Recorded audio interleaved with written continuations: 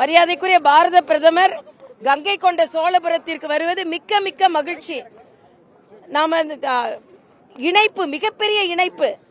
அது இனிமே வேறுபாடையோ வேற்றுமையோ தமிழகத்திலிருந்து பேச முடியாது.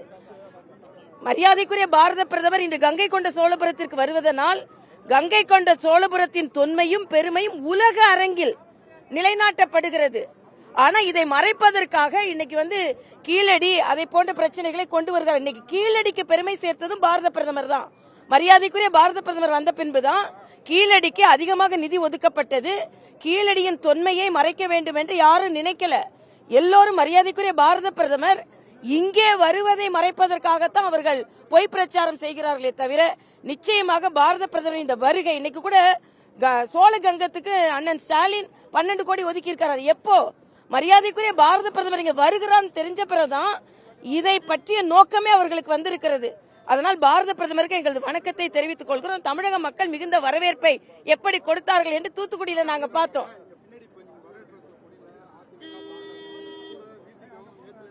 அதாவது யாராக இருந்தாலும்